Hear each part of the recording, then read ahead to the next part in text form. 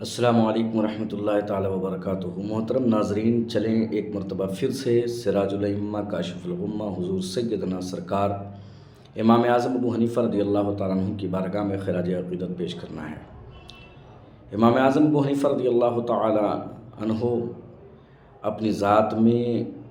گوناگون شخصیتوں، گوناگون رنگوں کے حامل ہیں۔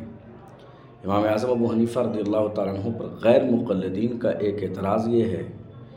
جو اپنے آپ کو اہل حدیث کہتے ہیں، میں تو ان کو الگ حدیث کہتا ہوں، اہل حدیث نہیں کہتا ہوں۔ ان کا اعتراض یہ ہے کہ امام اعظم ابو حنیفہ رضی اللہ تعالیٰ عنہ کو احادیث کریمہ پر عبور نہیں تھا، تو امام اعظم ابو حنیفہ چند حدیثوں کو جانتے تھے، اس کے علاوہ کچھ نہیں جانتے تھے۔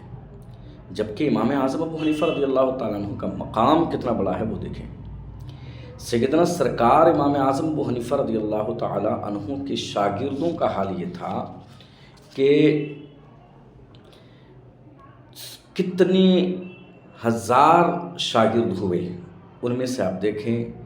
جو امام اہل سنت اعلی حضرت عظیم البرکت مجدد دین و ملت امام عشق و محبت امام احمد رضا خان فاضل بریلوی رضی اللہ تعالی عنہ نے اپنی کتاب میں لکھا ہے، ان میں لکھا آپ نے کہ امام بخاری کو 6 لاکھ حدیثیں یاد تھی، امام مسلم کو 3 لاکھ حدیثیں یاد تھی، پھر مسلم اور بخاری میں صرف 60,000 حدیثوں کا ذکر کیا گیا، پھر امام احمد بن حنبل کو 10 لاکھ حدیثیں یاد تھی، اس طرح سے اور بھی محدثین کو حدیثیں یاد تھی۔ اچھا، اب ایک بات یہ ہے کہ امام اعظم ابو حنیفہ، پھر اس میں ذکر امام اعظم کا کیوں؟ یہ تو یاد تھی تو امام بخاری کو یاد تھی، امام مسلم کو یاد تھی، امام احمد کو یاد تھی، تو ان کا ذکر کیوں؟ تو کہتے یہ اس لیے ذکر ہے کہ یہ سب کے سب شاگرد ہیں امام اعظم ابو حنیفہ کے، توسط ہی سے صحیح مگر امام اعظم ابو حنیفہ کے شاگرد ہیں، یہ سب کے سب شاگرد ہوئے۔ اس کے بعد سرکار امام اعظم ابو حنیفہ رضی اللہ تعالیٰ عنہ کو دیکھیں کہ امام ابو یوسف رحمۃ اللہ تعالیٰ علیہ ارشاد فرماتے ہیں کہ بسا اوقات امام اعظم ابو حنیفہ مسئلہ بیان کرتے اور اس کی تائید میں جو حدیثیں بیان کرتے یا قرآن کی آیتوں کو بیان کرتے تو میرا اختلاف ہو جاتا، تو میں اس اختلاف کو لے کر کے کوفہ کے دوسرے علماء محدثین فقہا کے بارگاہ میں پہنچتا اور وہاں سے حدیثوں کو میں تلاشتا، تو میں دیکھ لیتا کہ تائید امام اعظم ابو حنیفہ، روایات امام ابو حنیفہ کی تائید میں مجھے باہر جانے کے بعد یہ محسوس ہوتا کہ کئی حدیثیں وہاں سے مل جاتی اور وہ حدیثیں ایسی ہوتی جو امام اعظم ابو حنیفہ کے پاس پہلے سے موجود ہوتی، مگر ہمیں علم نہیں ہوتا تھا کہ امام اعظم ابو حنیفہ ان حدیثوں پر بھی اپنی نظر رکھتے ہیں۔ امام ابو یوسف فرماتے ہیں کہ کئی بار ایسا ہوا کہ میں باہر جب پتہ لگایا تو مجھے معلوم ہوا کہ ان کی معیت میں، ان کی تائید میں بہت ساری حدیثیں